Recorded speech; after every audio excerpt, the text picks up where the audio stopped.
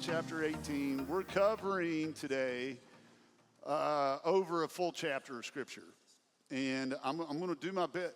I'm just going to skip a verse here and there, but I'm going to come back to covering this stuff during the teaching time. That's part of why I'm doing it.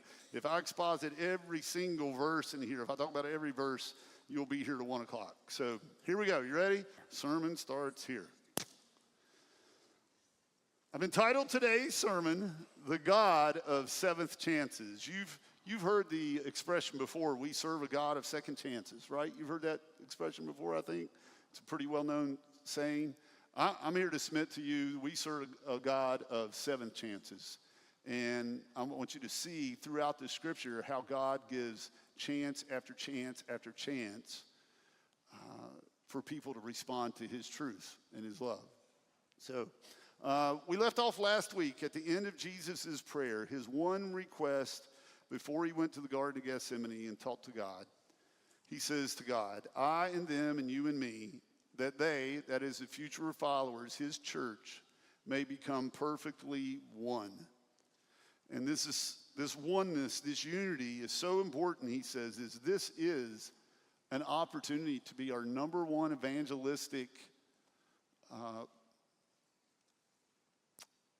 I don't know the right way to say it, our number one evangelistic technique, our number one evangelistic witness, that's probably better. Our number one evangelistic witness, I like that better, is the unity of the local church. Now, here's the thing. When people hear unity of the local church, as we discussed in previous week, it doesn't just mean that we don't fight among ourselves.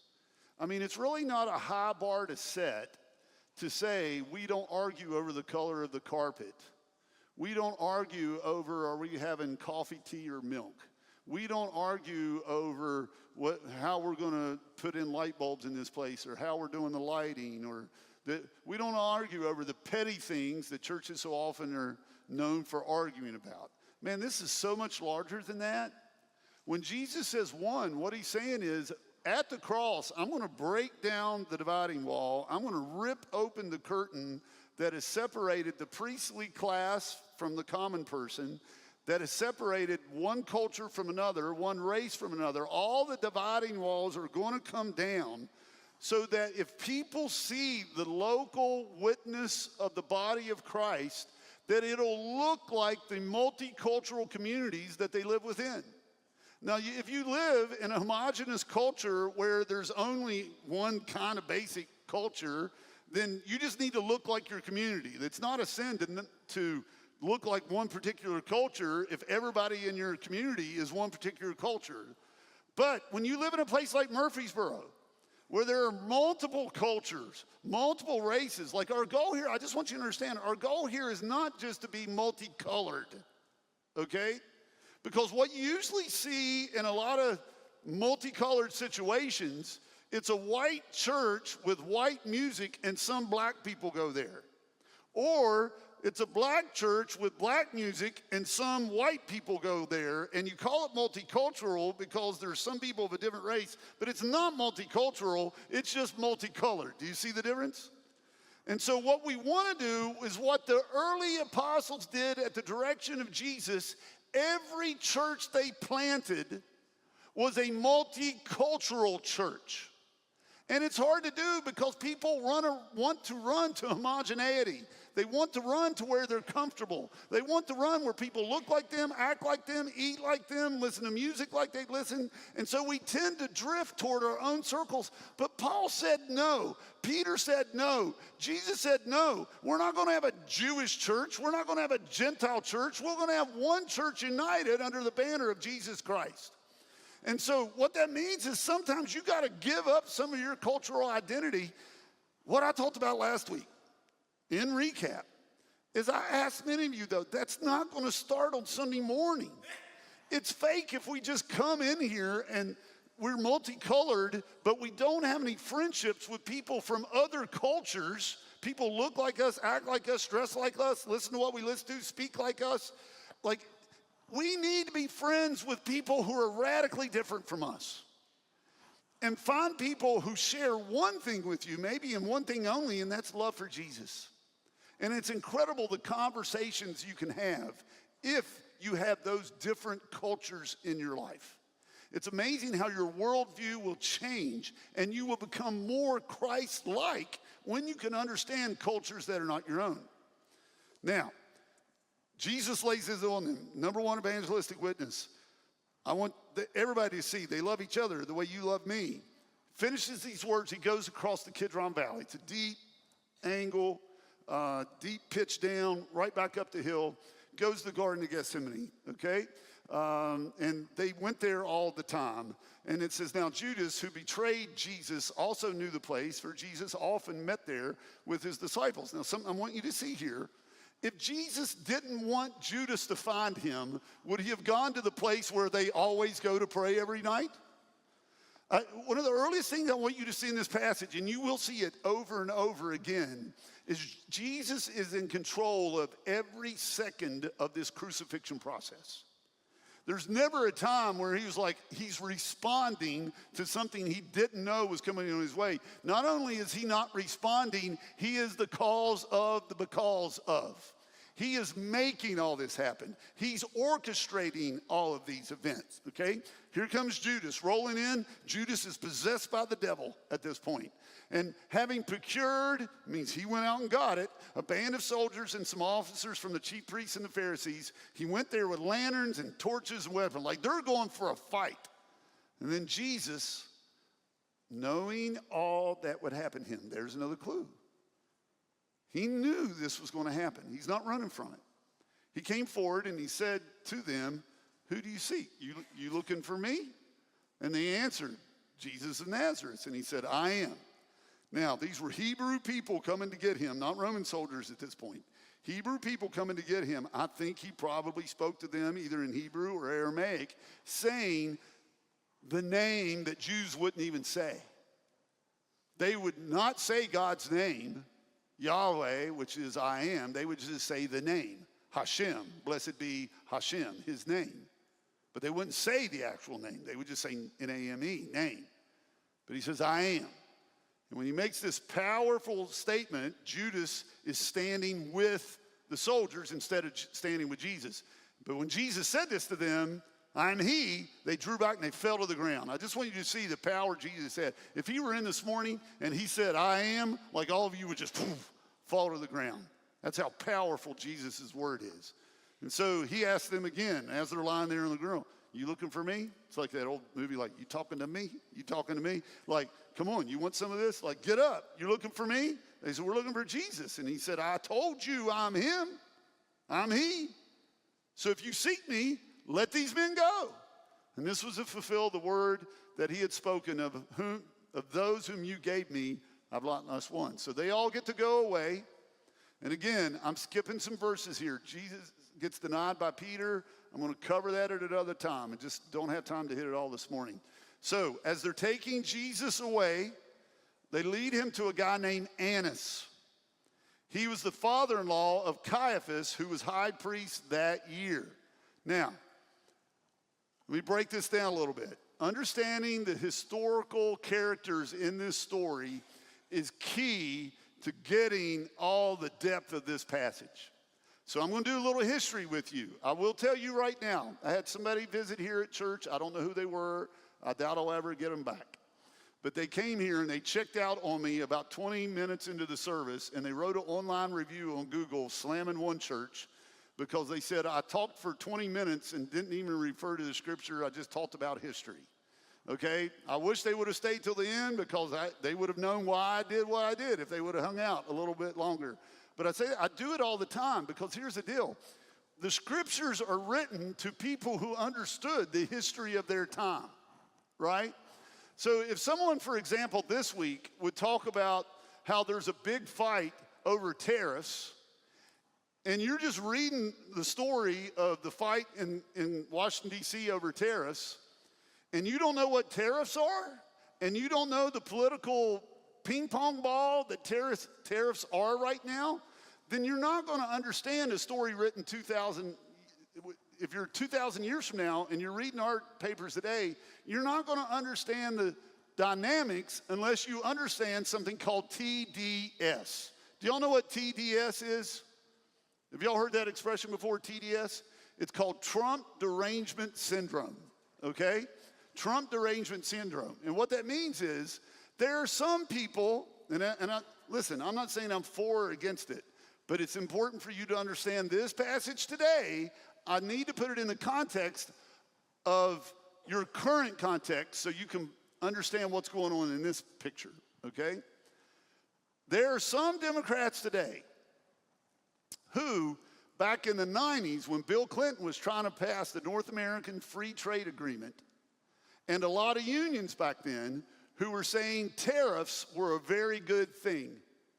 And we didn't have something back in the day called free trade. In other words, when we would import manufactured goods into our country, they had to pay a tax to us. We would tax those things so that they would cost more here to even the playing ground. And that kept our wages up because our workers couldn't compete with workers in China because they were paying those workers slave wages. Of course, we can't produce an American car for the same amount of money as say, a car made in China if all they're paying their workers is $1 an hour. Does that make sense? And so if we're paying our workers $20 an hour and China's just paying their workers $1 an hour, of course their cars are going to be $10,000 cheaper per car, and everybody in America is going to buy, you follow with me? Everybody's going to buy the $10,000 cheaper car. The only way, if our workers are making a certain wage, the only way our workers can compete with the Chinese workers if we put tariffs, taxes basically, on everything being imported so that everything costs the same, and then whether you're buying a Chevy or whether you're buying a Toyota or whatever, like you're buying which car you think's best versus buying the cheapest car. That's what tariffs do. Now, I say that to say Nancy Pelosi and Chuck Schumer used to love tariffs. Liberal Democrats used to love tariffs. Why? Because it supported the working man and made sure that the people who manufacture our goods are getting a living wage. When Bill Clinton, watch this, when Bill Clinton wiped out the tariffs and said, what it did is it caused that's why Walmart took off back during that time, is because now you could get a t-shirt you used to have to pay $15 for because an American worker made it.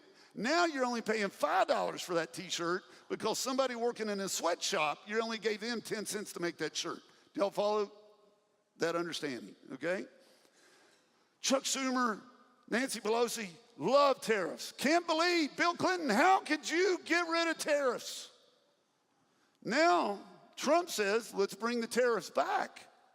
And Nancy Pelosi and Chuck Schumer hate tariffs. Tariffs are an awful thing. We can't have tariffs. They're the worst thing in the world, all right? Now listen, I see both sides. That said, all this panic that you're seeing in America over the stock market going down, I got a question for all our college students down here, all right? I got a question for all you guys in the first 5 or 6 rows here. How many of you lost $5,000 or $10,000 in the stock market this week? Will you raise your hand? If you did, that's okay. I'm glad you're investing. Okay, that's 1 out of 40, okay? How many of you under 30 lost over $20,000 in the stock market this week? Raise your hand if that's true. Under 30 and you're willing to admit you lost that. Raise your hand if you're under 30, okay? Now, I want everybody else, how many of you lost a lot of money in the stock market this week? Your retirement account, you just don't want to look at it right now. Raise that hand if you do. All right, now look around the room. Look around the room. Notice who has their hands up and who doesn't. The people with their hands up are over 40. That's because they have money invested. And so everybody over 40 right now, which is all the people who run the press agency, they're all going, we're all gonna die. And everybody under 30 is like, let's go to Cookout and get some burgers.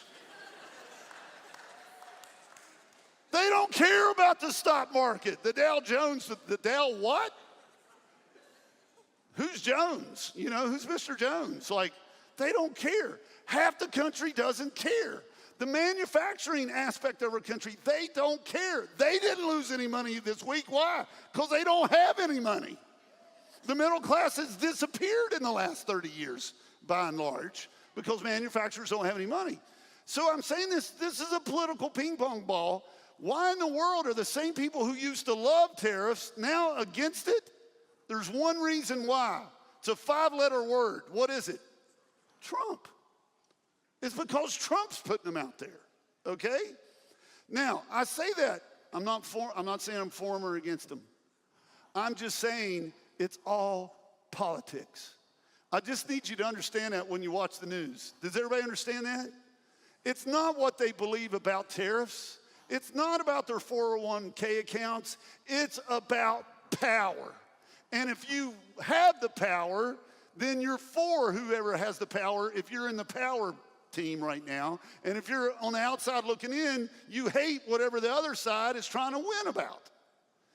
It was the same way in the time of the Jews over the power, who controlled the purse strings, who was paying what in tariffs to the Roman Empire, how much tax money was going back to Caesar, how much tax money got to stay among the rich businessmen, how much were they going to tariff manufactured goods, how much were they going to tax sacrifices in the temple. That's why Jesus went in, tearing it all up. Why? Because the middle class and the lower class were being exploited by the upper class.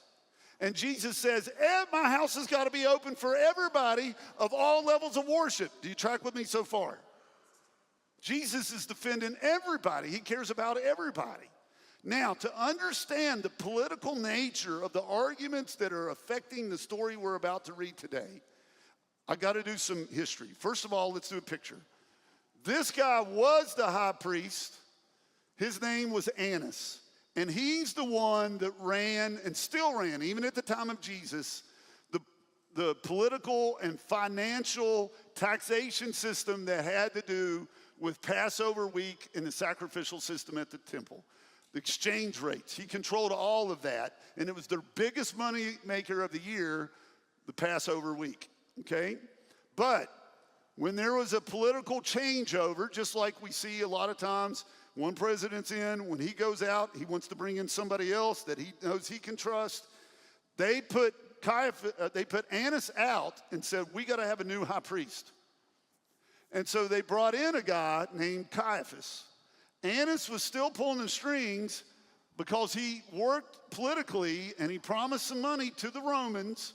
I realize the new governor wants somebody else, but I will stand down and not cause much trouble, and I will still give you 5% more, for example. I'll give you 5% more taxes of our Passover week income if you let me still run it, and if you will appoint my son-in-law, Caiaphas, to be the high priest over all the religious things. Annas says, I'm going to run the taxation system.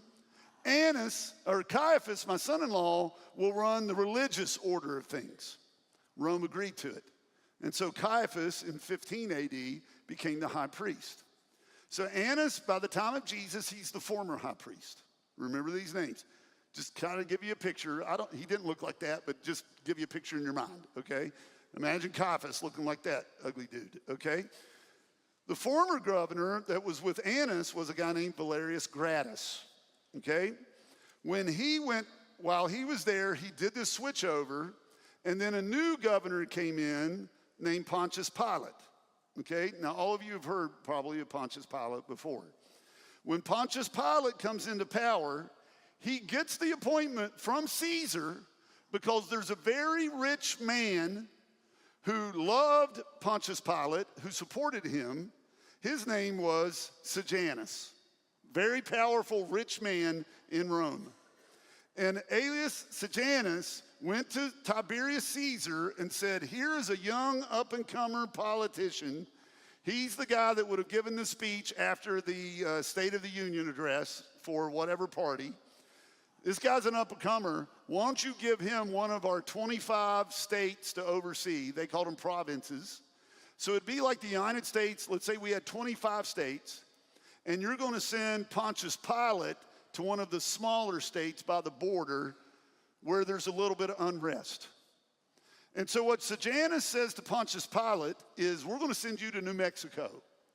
We've got an immigration problem there, and the people that live in New Mexico really don't get along because you've got all the Indian reservations there. And so if you can control the people on the Indian reservations and let them just have their own, I mean, it really is like today. Let them have their own government. Let them have their own judges. Let them have their own rules. But the one thing that's got to keep coming in, we got to have our tax money from the state of New Mexico. Back then, the state of New Mexico was Judea, what some called Palestine. And young, up-and-coming Pontius Pilate was sent there in 27 AD. This is 3 years before Jesus starts his public ministry. And he's told, you do well here, you can work your way up to a larger state like a California or a Texas or a New York. Everybody, all the governors started out in a smaller state, and if you did a good job running that, you can move up to the higher levels of government. So Pontius Pilate, young fellow, comes in.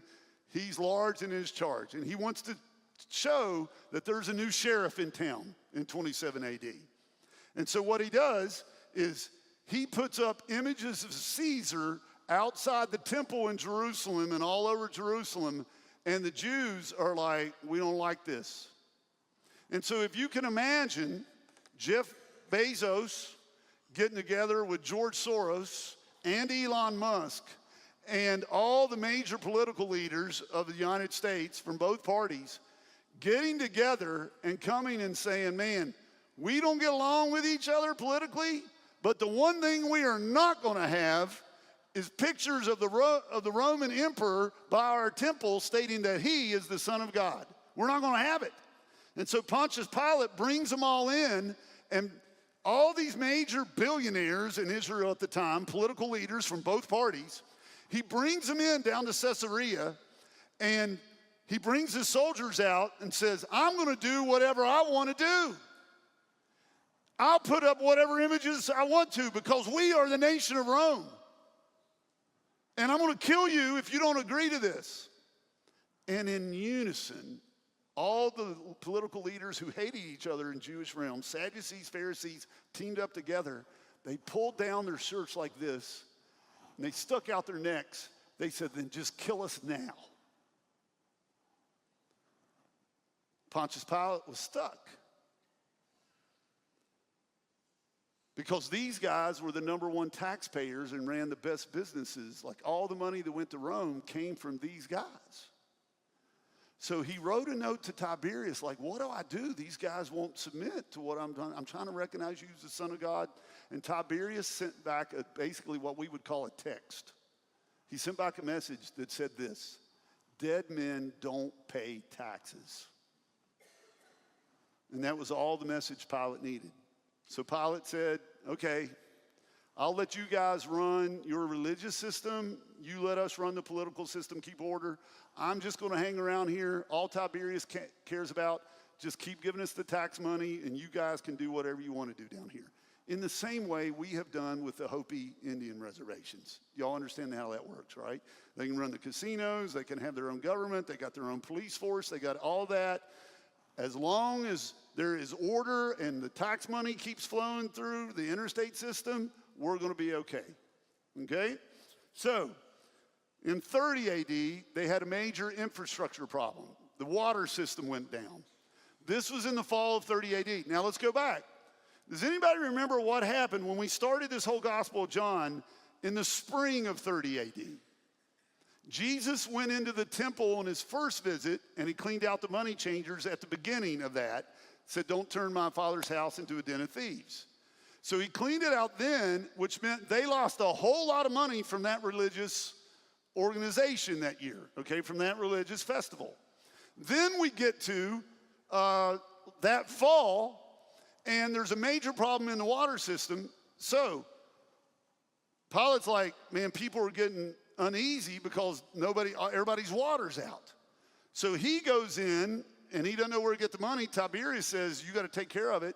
He goes in and he takes the money from the temple treasury from the fall festival, and he spends it on the aqueduct system there in Jerusalem. People got running water again, but what does that do to Annas and Caiaphas? Now they don't have the money to pay the priests. Now they don't have the money to fix the temple. Now they don't have the money to run their religious services. And they are throwing a fit. So they send emissaries and say, he just robbed us of all our temple money. And so Tiberius writes back and he says, Pilate, you're not doing a very good job down there. Why did you rob? I told you, let them run their religious system. You stay out of it. Just raise their taxes, man. Why did you rob their religious thing? Like, why? You know that's what those people value. And so he gave him another slap on the wrist. Figure it out. And so Pilate, actually, some of the money came out of his own salary to replenish some of the temple treasury. Fast forward, 31 AD. Jesus is in the middle of his ministry, okay? Sejanus, the guy who recommended Pontius Pilate for the job, thinks that he has enough military power to overthrow Tiberius. Well, the plot gets caught, and Sejanus ends up decapitated, as do many other senators and other people who were trying to do the coup d'etat. Okay? Now, so what Tiberius starts doing is everybody who has any political connections to Sejanus, he starts killing them. And if you're Pontius Pilate, you got to be thinking any day some Romans are going to show up here from Rome and they're going to kill me because he's the guy that recommended me for this job. And Pilate sends him a message saying, I'm going to leave you in your spot, but you've got to show 100% loyalty to me. If I even sniff disloyalty, you're out. So Pontius Pilate hears that. Remember, he's a young guy. And he's trying to do the right thing in his mind. So what he does, it's really stupid in hindsight. What he does is to show his loyalty to Caesar, he puts up signs all over Jerusalem during Passover week in 31 AD, or during the fall festival, Feast of Tabernacles. He puts up signs everywhere saying Tiberius Caesar is a son of the gods. And the Jews freak out again. And they send money back to him and say there are riots. Pilate literally kills tens of thousands of people because of the riots. He's trying to show how strong he is. Tiberius sends him a note because taxes go way down because all these people are dead. Productivity goes down when people don't feel safe. And he sends him a note and said, listen, if you mess up one more time, you're going to be out of a job. But in that culture, out of a job means what? He's dead. He's a dead man. Now, again, that's 8 minutes of history, maybe 10. But you got to know it so you can understand what's happening here in John chapter 18, verse 19. 33 AD, a year and a half after the 31 AD blow up with the shields of Caesar. The high priest then questioned Jesus about his disciples. This is Annas and his teaching. And Jesus answered him, I've spoken openly in the world, and I've always taught in synagogues and in the temple where all Jews come together. I have said nothing in secret. Why do you ask me? Ask those who have heard me what I've said to them. They know what I said. They're trying to get Jesus to incriminate himself as if he's trying to lead a rebellion against Rome, claiming to be the king of the Jews. And when he had said these things, one of the officers stood by, struck Jesus with his hand, saying, is that how you answer your high priest? And Jesus answered him, if what I said is wrong, then bear witness about the wrong. But if what I said is right, why do you hit me? Why do you strike me? Like, I was just telling the truth. Like, everybody knows what I've said. And so they bring in a bunch of witnesses, and they contradict each other about what Jesus has said, so they can't convict him on anything. And so Annas, it says in the next verse, sends Jesus bound over to his son-in-law, Caiaphas, the high priest. Caiaphas can't do anything with him. And so at 5 a.m. on April 3rd, 33 AD, they lead Jesus from the house of Caiaphas to the governor's headquarters. It was early morning, and they themselves did not enter the governor's headquarters so that, watch this, they would not be defiled, but could eat the Passover. Now, my question for you is this, and you're welcome to Google this in your phone, but some of you are biblical scholars. Maybe you can help me here. Where in the Old Testament, the Jewish Bible, does it say that Jews cannot enter the home of a Gentile. And if they do, they can't participate in Passover. Where does it say that in the Bible? I could give you 5 minutes to look it up, okay? But I'm going to save you time. It's not in the Bible. This whole thing that they can't go into Pilate's house, it's just a rule they made up. It's a racism Jim Crow law. Do y'all follow what I'm saying with that? There was nothing that said they can't go in there into his house. It was their racist way of saying, can you imagine this? Going to see Donald Trump at the White House, but saying, if Trump wants to talk to us, he's going to have to come out here. We're not even going to walk into that White House. He's going to have to come out here and see me. So that's what they do. So Pilate, now just think, 4 years early, Pilate would have said, I'm going to kill these guys. Now Pilate's coming out there with his hat in his hand. How can I help you guys today? How can we keep peace? Well, he knows if he has one more issue, he's a goner. So he goes out and he says, what accusation do you bring against this man? And they answered him, well, if this man were not doing evil, we would not have delivered him over to you. They didn't answer his question because they haven't proven anything against Jesus. We just want you to take our word for it and kill him. And Pilate said to them, take him yourselves and judge him by your own law. And the Jews said to him, it is not lawful for us to put anyone to death. You can just see already the tension in Pilate. You guys deal with this. Caesar has told me to stay out of your religious affairs. And they're like, no, we want this guy dead, and we're not allowed to do anything. Now, I want to share this. The reason they're saying it's not lawful for us to put anybody to death is because, watch, don't miss this. This is really important. When they did the last thing, remember when I said Pilate killed like 10,000 people? He crucified people all over the hills of Israel just to make a point. Tens of thousands of people. And they went to Tiberias and they said, that is one of the most dehumanizing things you can do. You need to reserve crucifixion for only the absolute worst of criminals. We hate crucifixion. We don't believe in capital punishment except for the greatest of crimes, like murderers. You shouldn't. We're anti-crucifixion. We hate crucifixion.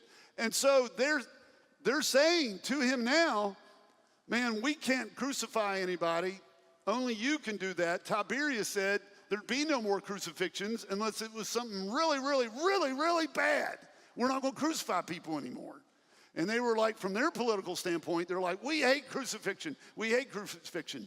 But now they got Jesus, and what do they want? Crucifixion. We hate tariffs. We hate tariffs. Oh, we love tariffs. Said no Republican ever until now. That's what's going on here, except it's worse. We're talking life and death, capital punishment. This was to fulfill the word that Jesus had spoken to show by what kind of death he was going to die. So Pilate entered his headquarters again, and he called Jesus and said to him, are you the king of the Jews? Now, where's Jesus when he goes to talk to him? In Pilate's house. Jesus doesn't, listen, if it was a sin to go into the governor's house, then Jesus would have sinned by going into the governor's house. It wasn't a sin to go and talk to a person of another culture in their home. So there's Jesus in Pilate's home, and Jesus answers, do you say this of your own accord, or did others say it to you about me? In other words, are you asking me for you, or did other people put you up to doing this? I want you to see the heart of Jesus here with Pilate. He knows the position Pilate's in. And I love the heart of Jesus here. He's like, man, Pilate, are you asking me for you, or are you asking me for them? I know the hard spot you're in here. So you're asking me because you want to know the truth, or are you asking me just because you want to play political ping pong here? And Pilate answered, well, am I a Jew? Your own nation and the chief priests have delivered you over to me. What have you done? And Jesus answered, well, my kingdom is not of this world. If my kingdom were of this world, my servants would have been fighting that I might not be delivered over to, not to the Romans, but watch this, not delivered over to the Jews. But my kingdom is not from this world. Now, a parallel verse that I think that goes along this is something Jesus said to Peter when they came to arrest him. He said, Peter, do you not think that I could appeal to my Father, and he will at once send me more than 12 legions of angels? A legion is at least 5,000 soldiers. What he's saying is, man, I could have 60,000 angels down here just like that if I wanted it. Again, what's it communicating here? Jesus is in control this whole time. And that's what he tells Pilate is like, man, my kingdom is not of this world. I'm not here to take over Rome. He gives Pilate his answer. So Pilate says to him, well, so you are a king? And Jesus answered, well, you say that I'm a king, but it's for this purpose that I was born, and for this purpose I have come into the world, to bear witness to the truth. Now watch what he's doing here in Pilate's home, one-on-one with Pilate. Everyone who is of the truth listens to my voice.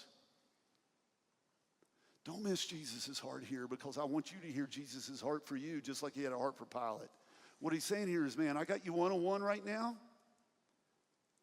I'm willing to share the truth and give you the answers about who I really am if you really want to know the truth.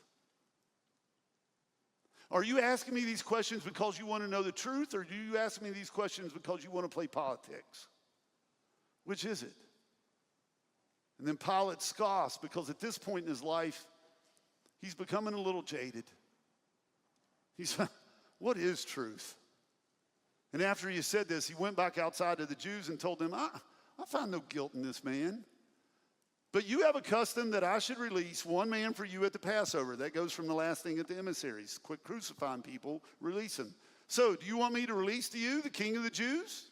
This guy accused of this? And then you can do with him whatever you want. I'll release him back to you, and I'm giving you permission to do whatever you want to do. And they cried out again, not this man, but Barabbas. We want Barabbas. Now, it says here, Barabbas was a robber. We learn about Barabbas in Mark chapter 15, verse 7. It says, among the rebels in prison who had committed murder in the insurrection, there was a man called Barabbas. What do we learn? First of all, he was a murderer and a thief, a robber. But his name was Bar-Abbas. That's Hebrew for son of Abba. What is Abba in Hebrew? The father. But it's a lowercase father. Barabbas emulates his father. And the religious leaders are saying, give us the son of the father. Jesus has already said, do you remember from John chapter 8? Who the father of the religious leaders was? He said, you are of your father, the devil, and your will is to do your father's desire. He was a murderer from the beginning, and he does not stand in the truth, because there is no truth in him. When he lies, he speaks out of his own character, for he is a liar and the father of lies. Jesus said it this way about the devil later in John chapter 10. The thief comes only to steal and kill and destroy. Who is that? That's Barabbas. He says, I came that they may have life and have it abundantly. So what he's saying here, I just want you to see what Jesus is presenting over and over again. He says, I am the truth. Pilate, I will speak to you the truth. Annas, I will speak to you the truth. Caiaphas, I will speak to you the truth. And Pilate even asked them, do you want the guy who will speak to you the truth, or do you want the guy who's a murderer and a liar? And what do they say? Give us Barabbas. Here's why I'm sharing this with you. I want you to follow this point. It's really important. We talked about how God, from the beginning of time, just a few weeks ago, penned down the Lamb's Book of Life. He knew before the beginning of time, when that book was penned, who was going to choose to be with him in heaven forever. He knew it from the beginning of time. Why? Because God knows the future. At the same time, when we hear that, we think, man, well, what about everybody else? I just want you to see from this story, it's a case in point. Everybody who wants Jesus will choose Jesus. Everybody who wants to be with Jesus will go to heaven with Jesus. But there are a lot of people in this world, the Pharisees and Sadducees, case in point, who when given the choice between truth and falsehood, who when given the choice with being generous versus being greedy, who when given the choice between life and death, they will say, give us our Father, give us Barabbas, give us the lie, give us the murder, we choose hell. And as followers of Christ, We can't imagine that people would rather spend an eternity in hell than to spend eternity with Jesus in heaven. But is there any doubt in your mind that Caiaphas and Annas said, man, before we will ever bow the knee to Jesus, we would rather be in hell? It's a sad thing about our society. It's hard for us to accept. Some people love their sin, and God is not going to force them to give up their sin.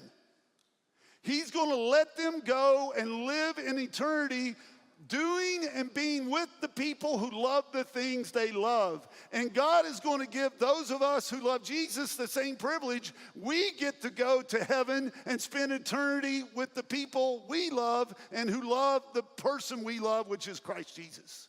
No matter what, I just want you to understand, you are going to end up with what you love and who you love. It's either going to be Jesus or it's going to be the sinners and the sin that you love so desperately. It's clear who the teams are at this point. You got Caiaphas and Annas, and you got Jesus.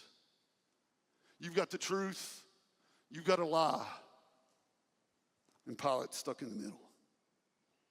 And he's just trying to find a way out. So he compromises. This is how he does it. He thinks by compromising, keeping 1 foot with the liars and 1 foot with the truth, he thinks he's going to escape. So Pilate takes Jesus as a compromise and he flogs him. Now he does something here called fustigatio, which is a beating you give for someone who's committed a misdemeanor. It's the way we used to beat our teenagers many generations ago. Like they get in trouble in school, you give them a switch or you give them a little boom, boom, boom, a few blows or whatever, and then you say, you need to stop doing that. But it's not like the cat of nine tails. It's not a major whipping. It's just you give them a few blows, beat them up a little bit. Not only that, it says, though, that the soldiers twisted together a crown of thorns, and they put it on Jesus' head, and they arrayed him in a purple robe. They're mocking him. And they came up to him saying, "Hail, King of the Jews!" And they struck him with their hands. Now, taking shots, I could tell the story real quickly. Like when I was in college, we had a little dart game that we played. Please, high school, college students, this is one of those things like don't do what I did, okay? Like the only trained professionals should do this or very drunk people. Like it's a bad idea, okay? But we had this game we played when I was at West Virginia University where you put your hand on a piece of paper and you drew the outline of your hand, okay? And then we got darts. And we would throw the darts up in the air, and your hand was sitting there, and the darts, as they're coming down, you try to make a last-minute judgment, should I move my hand or let it stay there? And if you think the dart is going to miss your hand, you man up, and you keep it there, and then boom, it lands between your fingers, and you're cool. You don't take a beating from the rest of the guys in the room. But if you jerk your hand away, and the dart comes down and hits the paper, not where your hand would have been, you pulled it out and you didn't need to, then that's when you get a beating. So you either risk, do I take a beating from my buddies or do I want to get a dart down the middle of my hand? And guys just do stupid things like that, okay? And the ladies are going to be shocked by this, but I'm just going to ask a question. How many of you guys at one point did a game just to prove how tough you were where you somehow got beat up by other guys if you weren't successful? You took a dart in a hand or a cut in a knife or something like that, punching the arm, trading punches in the arm. Raise your hand if you've done that at some point in your life. That's most of the men in this room, okay? This is why women really need to run the world, okay? This is what the soldiers did. If you go to Jerusalem this day, and I hope we get back there in March. I've already got the reservations in the room. I hope we can get back and pray for the peace of Israel. You can walk to the place where they've got on the ground, a little place where they just play dice, or they would cast lots. It's kind of like a roulette wheel. And they would drop a little ball there, and where it would land, it said, punch in the face. That's how Roman soldiers had fun back in the day, just like we had fun when I was in college. Or it would say, kick him in the groin, or slap in the head, or it had all these physical punishments. So you roll the dice, and then the rest of the soldiers do to you what is on that thing. I mean, it's still there in the stone today, where they tortured Jesus. And that's what they're doing here. They're going to Jesus and they're just rolling it out. And they're, oh, punch in the face, boom. Roll it again, oh, kick in the groin, boom. That's what they're doing to Jesus. It's a college game to these soldiers. And so after getting beat up by the college guys, Pilate goes back out, trying to straddle the fence again. And he says to them, see, I'm bringing him out to you that you may know that I find no guilt in him. Like, this guy is harmless. Our college soldiers just beat him up. And here comes Jesus out. They drag him out there, crown of thorns, wearing a robe, taking a beating. And Pilate said, look at the man. And the chief priests and the officers saw him, the same guys who just one administration ago were anti-capital punishment. They don't have Trump derangement syndrome. They got JDS, Jesus derangement syndrome. They just want him dead. Crucify him. Crucify him. And Pilate said to them, well, then take him yourselves and crucify him, for I find no guilt in him. Blood's not going to be on my hands on this. You're not sending another report to Tiberius on me. I'm not going to die over this. And the Jews answered him, we have a law, and according to the law, he ought to die because he has made himself the Son of God. Now, that's one thing that only the emperor of Rome, a title that only the emperor. So Pilate hears this statement, and he's even more afraid. He says, man, if it gets back to Pilate, if it gets back to Tiberius that I'm tolerating someone claiming to be a son of God and only he can be, then I'm dead man. But if I crucify this guy and we have a riot in town for the people to love him, I'm a dead man. He's thinking no matter what, I'm a dead man. How do I get out of this?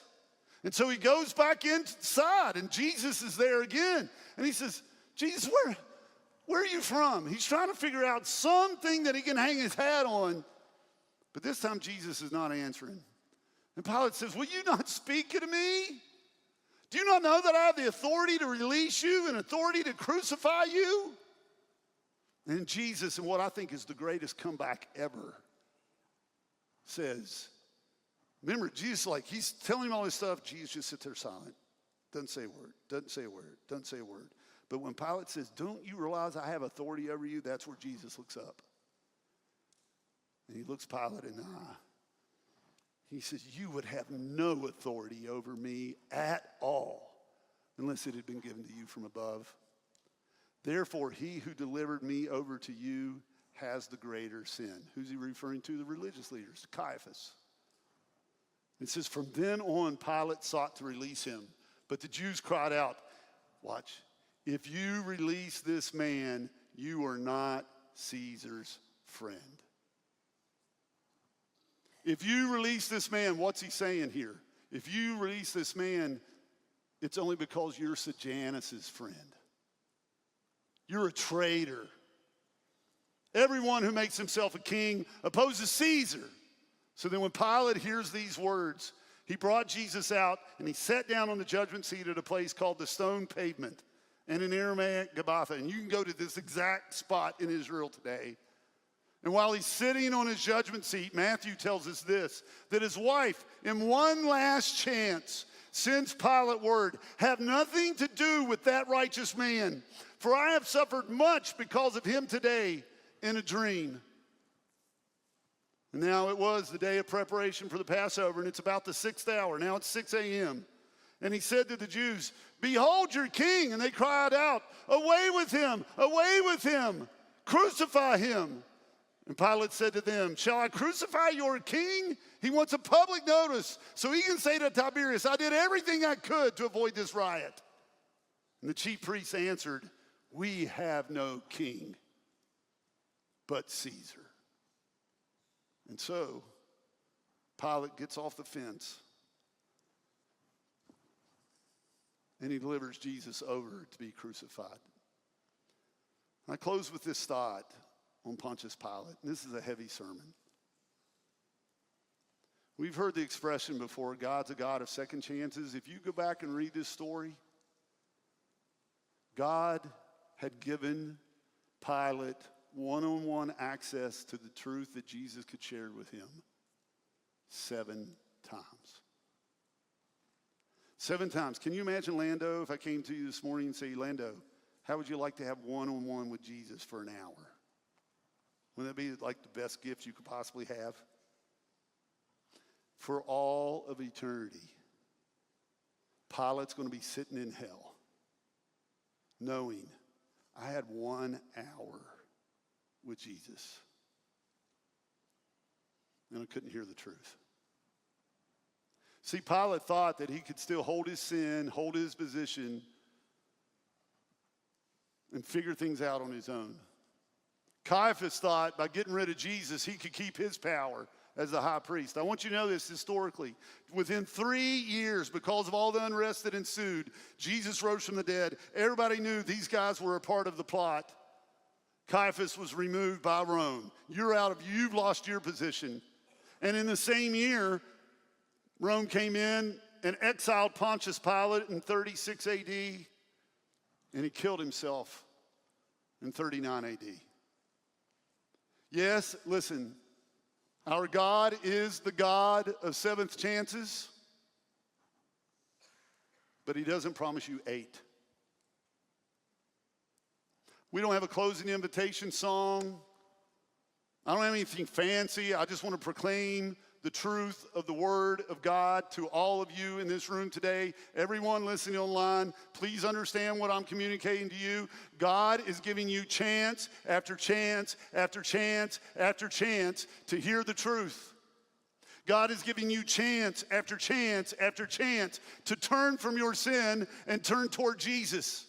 To stop straddling the fence, to stop trying to be accepted at school and at the same time be accepted by the world and at the same time have your little church life over here, and you're trying to play the Pilate game right now, but sooner or later the God of 7th chances is going to say time's up.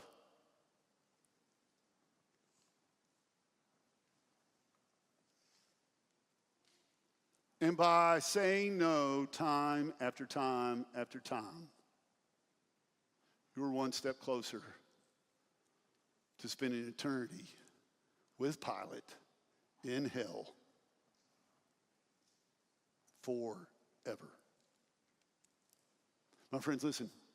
Are you here this morning? Do you love your sin? If you're sitting here, no, I don't love it. I want to be with Jesus. Listen, I know it's hard. The sins of the flesh, man, they get a hold of you. The pride, lust of the eyes, greed.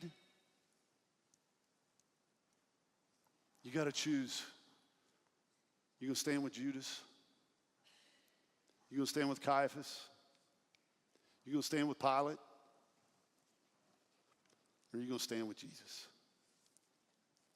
And God forbid this be your last chance. I'm not trying to scare anybody out of hell and into heaven.